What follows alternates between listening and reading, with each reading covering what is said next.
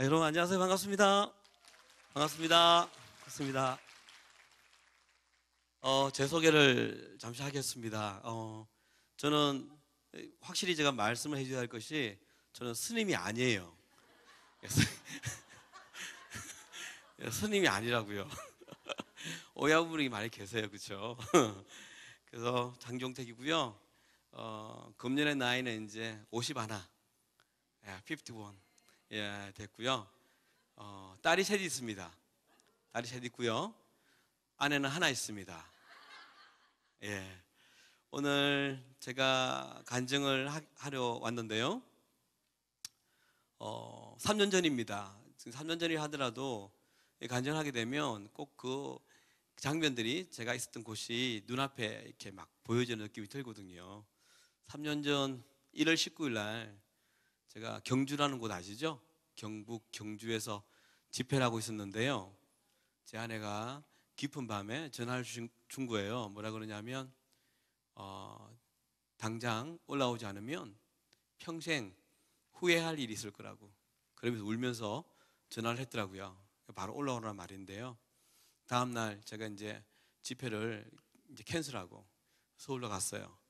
제 집으로 간 게 아니라 서울에 가면 고려대학병원이라고요. 안암동에 있는 거기로 갔어요. 왜냐하면 그곳에 이제 제 가족이 있다고 들었거든요. 가서 5층이 이제 소아병동입니다. 누가 문제가 생겼냐면 저희 둘째가 8살이었어요. 그때 8살이었고 걔가 문제가 생긴 겁니다. 들어갔더니 5층에 처치실이라고 있어요. 이머전시 룸 같은 게 있어요. 응급처치실. 갔더니 그 침대가 있는데요. 침대에 이제 이미 교수님과 의사 선생님들, 간호사들이 삥 둘러 서 있더라고요. 그 제가 이제 얘 아빠라고 밀치고 들어왔어요. 들어갔더니 제 딸이 이미 벌거벗겨져 있어요. 속옷만 팬티만 하나 입고 누워 있고 이미 링거가 꽂혀 있고요. 그런데 뭐라 그러냐면 제가 들어갔더니 제가 도착하기 전에 한 8분간의 긴 발작을 하고 죽었다고, 저한테 그 이야기, 죽어버렸다고 그 이야기를 저한테 하더라고요. 앞이 그냥 까맣게 그러더니 다리 힘이 쭉 빠지더니요 털썩 주저앉았습니다. 그때 제가 이제 넘어지지 않으려고 이제 침대 난간을 잡았어요. 그런데 그 순간에 들리는 음성이 있었어요. 하나님의 음성이 아니라 그 교수님들이 하는 음성을 들었어요. 뭐라 그러냐면 이게 뭐지? 이게 무슨 병이지? 교수님조차도 모르는 희귀병에 제 둘째가 이제 걸린 거죠. 제가 참 공교롭게도 석 달 전에 워싱턴 DC에 집회하러 갔거든요. 비행기 안에 이제 모니터로 영화를 보잖아요. 아시죠? 그 영화에 놀랍게도 실화 영화인데요. 저희 딸의 병에 관한 영화더라고요. 깜짝 놀랐어요. 그래서 제가 찍었어요. 그 병명이 똑같습니다.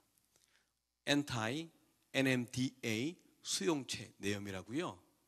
그 영화 안에는 그 병도 뭔지 모르는 상황이었어요. 희귀병입니다. 5년 전에 발견된 병이거든요. 지금은 한 8년 됐죠. 3년 지났으니까. 이 병이 어떤 병인지 제가 좀 알려드릴게요. 이 병은요, 여자아이에게는 이제 난소가 있잖아요. 그렇죠? 어리더라도 그렇죠. 난소가 있는데 난소 위에 기형 종양이 생긴 겁니다. 근데 안에 있으니까 모르잖아요. 그렇죠? 그러면 몸은요, 자기를 살려내기 위해서 강한 항체를 만든답니다. 몸 안에서. 그러면 항체가 만들어지면요, 그 항체가 뭘 하냐면 기형 종양을 공격하는 거예요. 자기가 살려고. 근데 저희 딸은요, 강한 항체가 만들어졌는데 기형 종양을 공격한 게 아니라요, 자기를 공격한 거예요. 자가 면역 질환 들어보셨죠? 이런 일종의. 그래서 자기를 막 공격하다가 혈액을 타고 어디로 가냐면 뇌로 간 거예요. 그래서 뇌를 어택 해버린 거예요. 공격을 해서 뇌를 죽여버린 거죠. 그게 8분간의 긴 발작 그리고 죽음 안에 들어간 이런 상황이었습니다. 저희 딸이 이제 중환자실로 들어갔습니다. 왜냐하면 숨을 쉬고 있었거든요. 그래서 산수 마스크 아니면 또 다른 걸 뭐 해보자 들어간 거죠. 들어갔을 때 저희 담당 교수님이 서울대학병원에 계셨던 분이에요. 한국에는 서울대학병원만 어린이 중환자실이 있어요. 그래서 어린이 병에 관한 잘 아는 분들이 계시는 곳이죠. 거기에서 이제 고대병원 오신 분인데 아주 이제 잘 알려진 분이세요. 그런데 그분이 뭐라 하냐면 저기를 불렀어요. 제 아내랑 저를 불러서 하는 말이, 아버님, 어머님, 현대의학 기술로는 살릴 수 없습니다. 냉정하게 이야기를 하더라고요. 혹시라도 소망을 줬다가 죽어버리면, 그렇죠, 병원이 수술을 할 수 있으니까 병원에, 그렇죠, 아마 딱 그렇게 하나 봐요. 두 번째는 뭐라 그러냐면 종착역이 보이지 않는 긴 마라톤이 될 거랬어요. 내일도 죽을 수 있고 완전히 모레도 죽을 수 있고 아무도 nobody knows 이렇게 돼버린 거죠. 그렇게 들어왔어요. 이제 참 공교롭게도 두 가지 증상이, 눈에 보이는 증상이 있었어요. 첫 번째 증상이 뭐냐면 우리 딸의 병의 증상이 첫 번째는요, 발작입니다. 왜냐하면 뇌를 죽인 그 항체가 여전히 몸 안에 가득하게 있었거든요. 그러니까 계속 공격을 하는 거예요. 뭐 뇌를 죽였다 해서 항체가 없어진 게 아닌 거예요. 계속 공격을 하니까 공격을 당하면 아기가요, 뇌가 죽었음에도 불구하고 신경이 죽었는데도 반응을 해요. 어떻게 반응하냐면요, 이렇게 시작돼요. 아프니까. 그리고 점점 이 신음이 이렇게 돼요. 여러분 그 꼭 뭘 보는 느낌이냐면 죽은 개구리 있죠. 거기다 전기 충격 탁 가면 몸이 파르르 떨잖아요. 죽었어도. 그렇죠. 요거 같은 기분이에요. 그리고 만약에 이제 절정의 피크가 되면 와 하고요, 침대를 막 돕니다. 아프니까 그렇겠죠. 너무 아프니까 이거 막 와 돈다고요. 그때 이제 문제가 뭐냐면 이 링거가 꽂혀 있잖아요. 링거에 우리가 하루에 먹는 그 약이요, too much expensive 한 것이었어요. 몇천 불짜리였어요. 매일, everyday.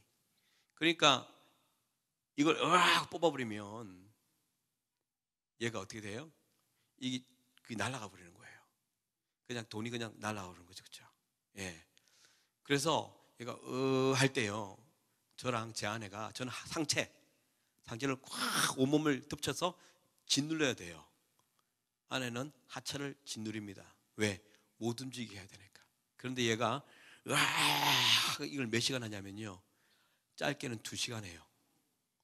예, 전쟁입니다. 길게는요 5시간 한 적이 있어요. 밤에 시작했다가 동틀 때가 제가 한 적이 있거든요. 첫 번째 보이는 증상이 이 발작이었고요.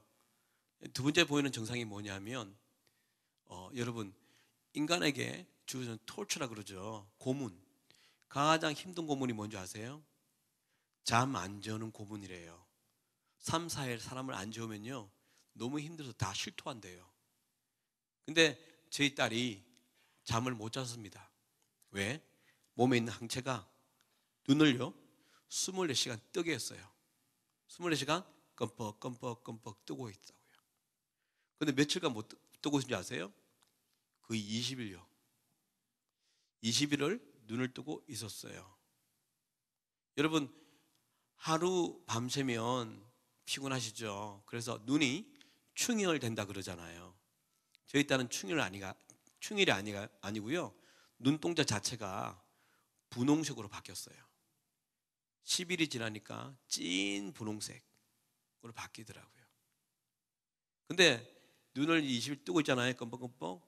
근데 내가 마음이 아팠던 게 뭐냐면 뇌가 죽었잖아요. 뇌는 뭐랑 연결되냐면 시신경하고 연결되어 있어요. 아시죠? 근데 뇌가 죽어버리니까 시신경이 죽어버린 겁니다. 그럼 뭐가 되죠? 예, 블라인드가 되는 거죠. 그러니까 누구보다 눈을 많이 뜨고 있지만 아무것도 보지 못하는 봉사가 되어버렸어요. 이게 정말 저로 하여금 힘들게 했습니다. 오늘 제가 여러분에게 비디오를 가져왔어요. 그게 뭐냐면 여러분 아시겠지만 CTS TV 아시죠? 한국에 그래도 이렇게 건실한 TV가 있는데 거기서 제가 또 사역자고 사역자의 딸이 죽음안에 있다는 이야기를 듣고 기도 후원도 필요하고 재정 후원도 필요해서 그렇게 다큐멘터리를 만들어 주셨어요. 오늘 제가 3년 전에 그 중환자실에서 찍었던 그 다큐멘터리 중에 한 부분을 가져왔거든요. 제가 보여드리겠습니다. 불 좀 앞에 꺼줄 수 있죠? 예, 보시겠습니다. 예. 적절히 묻혀서 하루에 2번 있는 중환자실 면회 시간. 낯선 이곳에 사랑하는 둘째 딸 온유가 있습니다. 벌써 보름째 온유는 이곳에서 투병 중입니다. 괜찮아 언니 괜찮아. 온유는 며칠째 한숨도 잠을 자지 않았습니다. 그냥 우리 뿡뿡 하자. 머리를 위주로 해줘요 머리를. 열도 높고 맥박도 불안정하며 호흡도 좋지 못합니다. 온유야 풀어도 할 수 있으면 해봐. 엄마의 말에도 온유는 대답이 없습니다. 가스가 너무 많이 차서 안 나오고 있거든요. 근데 지금 배가 너무 빵빵해지고 방구도 잘 아예 안 끼고 막 이러니까. 어서 벗기자고. 조금만 이기자 우리. 온유 할 수 있어. 여태까지 잘했잖아 온유. 그지? 며칠 전 수술로 온유는 난소에 있는 종양을 떼어내었습니다.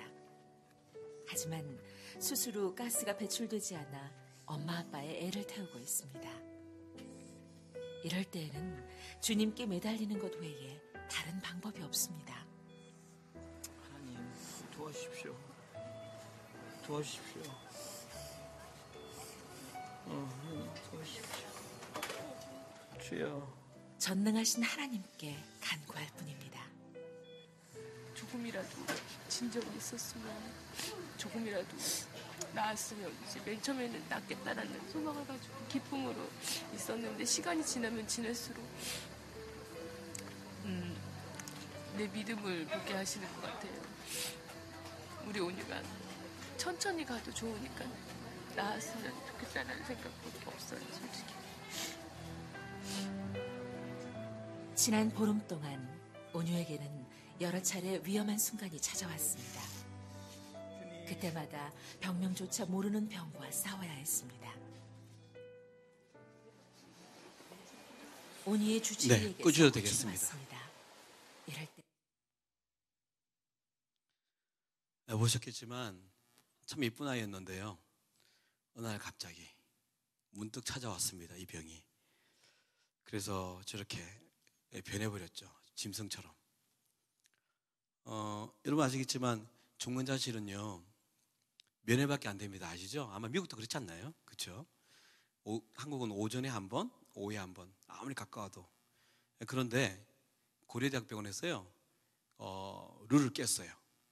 우리한테 엄청난 배려를 해준 게 뭐냐면 24시간 부모 중 한 명 중환자실에서 상주할 수 있게끔 도와주신 거예요.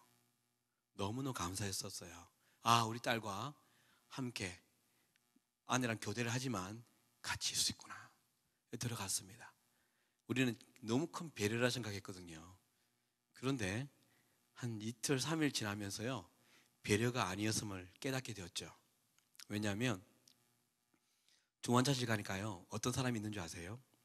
중환자실은요 삶과 죽음의 중간에 있는 분들이 계시는 곳이에요. 산소 마스크를 떼버리면 이 땅을 떠나는 사람들, 그리고 들어가는 약 있잖아요. 그걸 딱 막아버리면 이 땅을 여기 하직하는 사람들이 계신 곳이에요. 여러분 사람이요 죽음 앞에 서 있으면 어떻게 변하는 줄 아세요? 제가 봤는데요 본능적으로 바뀌더라고요. 체면 채통 없습니다. 그래서 우리 일반 병동에서는 간호사 부를 때 간호사님 하고 이렇게 나이스하게 부르잖아요. 거기서는 안 그래요. 어떻게 하냐면요 귀에 쟁쟁합니다. 제가요 야 간호사 그러면서 욕을 막 해야 됩니다. 진짜 서울대를 나왔던 큰 회사 사장이든 관계없이요 지금 내가 죽을 것 같으니까 어떻게 해서라도 자극을 줘서 나한테 빨리 와, 나한테 빨리 몰핀 달라고 소리를 막 지릅니다. 그때 깨달은 거죠. 여러분 다 이런 분이 계신데 저희 딸은요 한번 발작하면 짧게 2-3시간이에요. 다 나 살려달라고 소리치는 이 상황 속에서 저희 딸이 무슨 VIP라고 전담마크하는 간호사가 있겠습니까? 누가 2-3시간을 걔랑 싸우면서 돌아보겠습니까? 그렇죠? 그리고 저희 딸은 20시간 잠을 안 잤어요. 걔가 또 체온이요 항상 40도였어요, 거의. 그러니까 1도, 2도 하면 진짜 죽어버리잖아요. 근데 아무리 약을 넣어도 그리고 먹여도 열이 안 떨어져요. 왜냐하면 몸 안에 항체가 자꾸 이렇게 확장한대요. 확장할 때 생기는 게 뭐냐면 열이래요. 계속 확장을 하니까 열이 안 떨어지잖아요. 확장은 또 완전히 끝나는 거거든요. 그러니까 저희들이 부모가 딱 들어가면요, 24시간 눈 뜨고 있어야 돼요. 눈 뜨고 그 차가운 물에 있잖아요. 수건을 적셔서 짜서 계속 닦아내야 돼요. 생각해 보세요. 어느 간호사가 그 짓을 하겠습니까, 여러분? 안 그래요? 병원이 알았던 거예요. 이것은 부모밖에 할 수 없다는 사실을 안 거구나. 그래서 우리를 들여 보내줬구나. 그걸 깨닫게 된 거죠. 예. 그리고 거기 들어가면요, 이렇게 존재감이 의사, 간호사, 그리고 환자밖에 없잖아요. 그렇죠? 보호자는 개념은 원래 없었어요. 없었는데 저희 들어갔잖아요. 그러니까 뭐예요? 보호자를 위한 어떤 베네핏이 하나도 없는 거예요. 일반 병실 가면 한국은요, 그 옆에 간이 침대, 간이 의자가 있잖아요. 그게 없어요. 그럼 어떻게 돼요? 들어가면 24시간 서 있어야 돼요. 여러분 요즘 1시간만 서 있어도 힘들잖아요. 그렇죠? 여기는 다 자동차 문화니까. 그렇죠? 근데 24시간 서 있어야 되는 거예요. 저희들이 들어갔을 때 3일 밤새는 거는 아무것도 아니었어요. 24시간 서 있어야 되고. 그러니까 제 아내의 다리가 키가 168cm거든요. 그 다리가, 이쁜 다리가요, 코끼리 다리가 되었어요. 코끼리 다리 아시죠, 여러분? 무릎과 발목 구분이 없어요. 왜? 퉁퉁 불어가지고 24시간을 한 며칠간 서 있어 보세요. 그러니까 신을 신발이 없는 거죠. 맨발로 애를 보더라고요. 야, 엄마는 위대하구나. 그걸 참 많이 깨달았습니다. 아내랑 이제 딸이 안에 있는 중환사에 있는 동안 한 명만 들어갈 수 있으니까요. 저는 밖에 있어야 돼요. 그렇죠? 이제 밤 12시쯤 되면요, 가족들 다 떠나요. 저랑 뭐 진짜 위급한 한두 명의 보호자가 밖에 있거든요.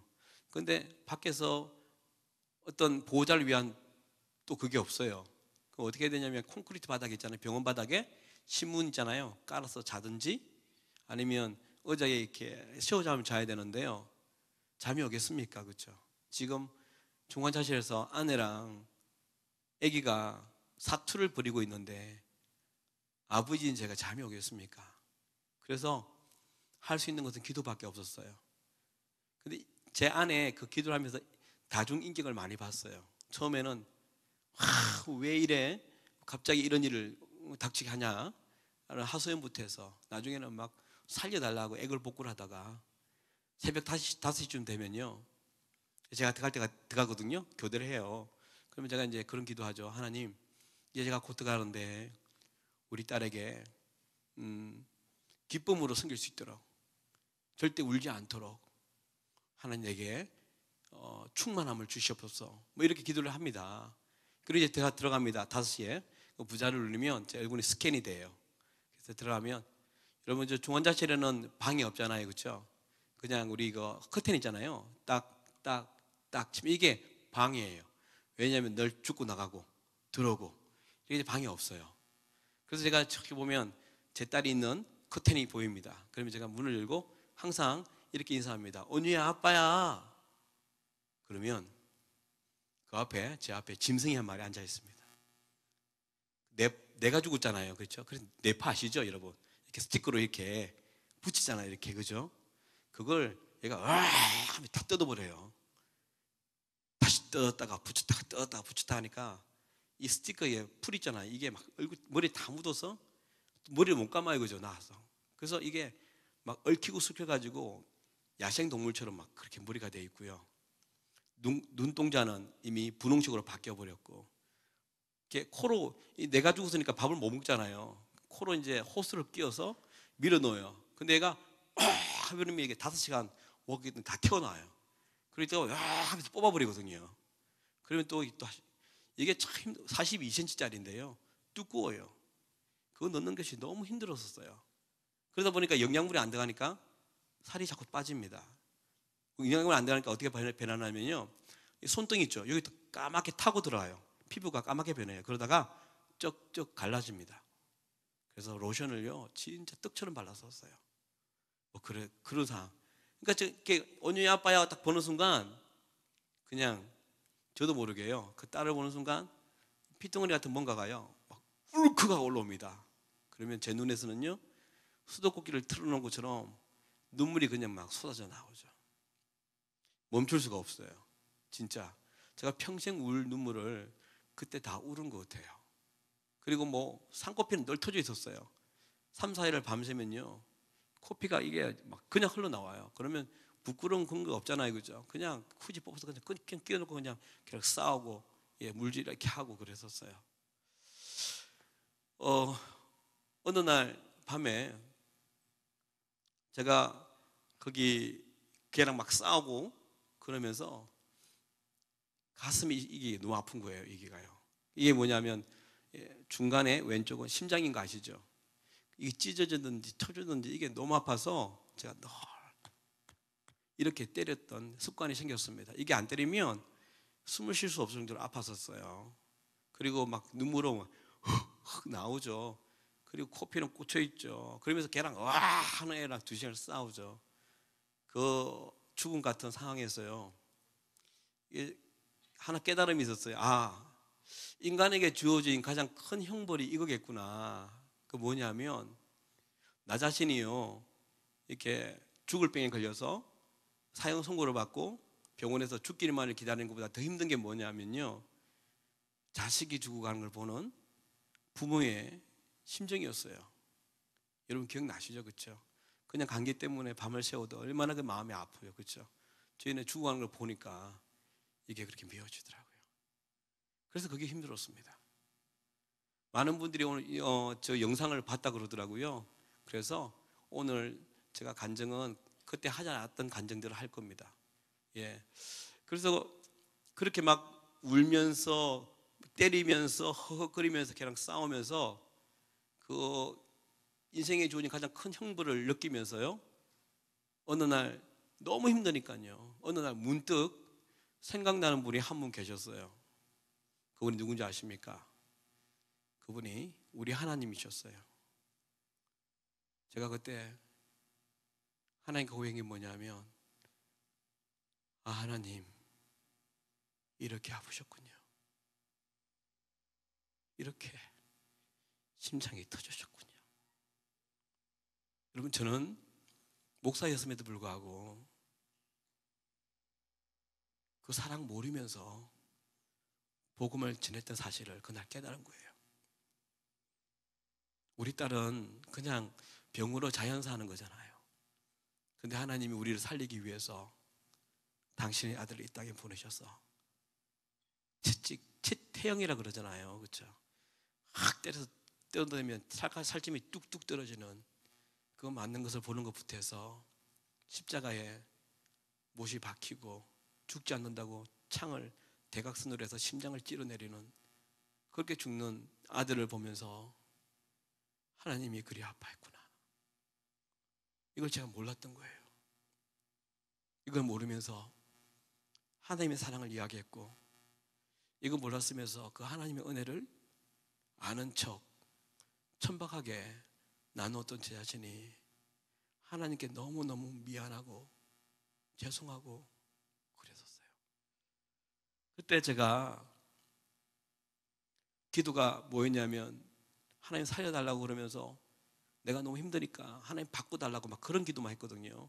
날 데려가라고. 그런데 이 깨달음이 저한테 오는 순간부터 제 기도가 어떻게 바뀌었냐면 회개하는 기도로 바뀌어버렸어요. 회개하는 기도. 그래서 그때 제가 기도를 그렇게 회개하다 보니까 또 깨닫는 게 있더라고요. 하나님이 계속 이렇게 딸의 죽음 안에서 나를 가르치시는 거예요. 뭐냐면 사람은 자기 자신에게 정직하지 않다는 사실을 알게 하셨어요. 나 같은 예수 믿는 사람 있나? 이게 사는 거죠. 여러분 우리는 우리 자신에게 엄청 관대한 거 아시죠? 그리고 자신에게 너무너무 너그러운 거 아시죠? 내가 하면 로맨스고 남이 하면 불륜이란 말이 있잖아요. 나에게 관대하니까, 그렇죠? 그래서 정확한 객관적인 나를 못 볼 때가 많아요. 둘째는 뭐냐면 하나님께도 정직하지 않아요. 우리 하나님께 대표기도 하잖아요, 그렇죠? 그러면 다들 얼마나 멋들어진 기도합니까? 하나님 나라와 하나님의 의와 하나님의 정의와 공의와 이웃 사랑, 이 샌안토니오의 복음화를 위해서, 교회를 위해서 기도하잖아요. 근데 솔직히 우리 기도의 엑기스는요, 그게 아니죠. 솔직하게 뭐요? 내가 잘 되는 거예요. 내 자식이 잘 되는 거예요. 내 자식이 미국 땅에 와서 이름난 학교에 가는 거, 대기업에 가서 미국 사회에 진출해서 이름 날리는 거, 우리 아프지 않고 남들처럼 잘 사는 거, 이거 아니었어요? 그러니까 하나님께 기도하면서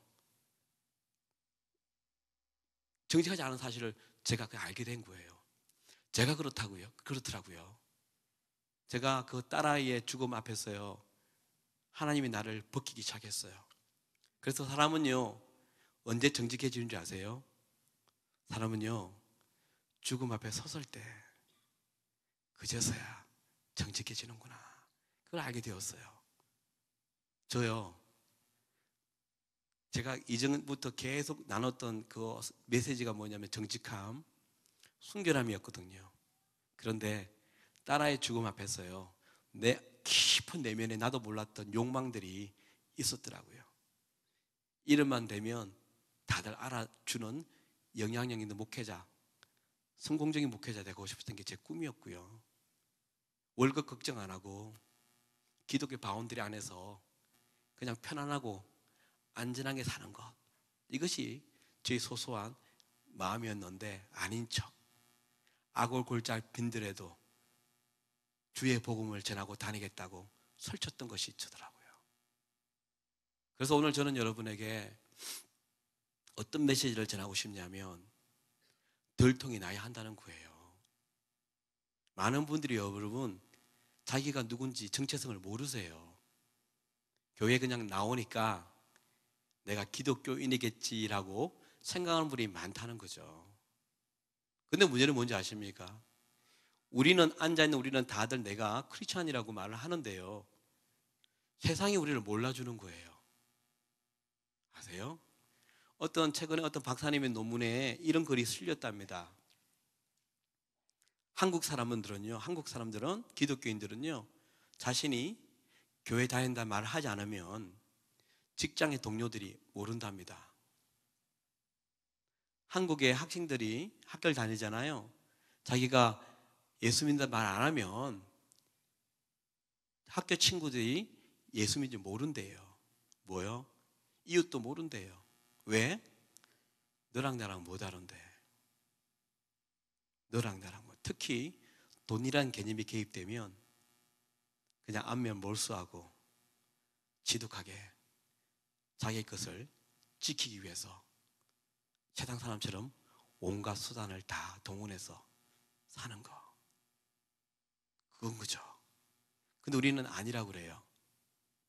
제가 최근에 한국에서 가장 크다는 교회를 갔어요. 여의도 승부원교회 들어보셨죠? 전 세계에서 가장 크다는 교회를 가서 제가 메시지를 전할 때 이렇게 전했어요. 와, 여기에 정말 엄청난 분이 많이 오셨네요. 교회 명성에 걸맞게 진짜 많이 오셨네요. 그런데 여러분 아십니까? 여기는 그리스도인이 아닌 사람이 교회에 다닌다는 명목하에 앉아있는 가짜들이 많습니다. 한번 분별해 보도록 하겠습니다.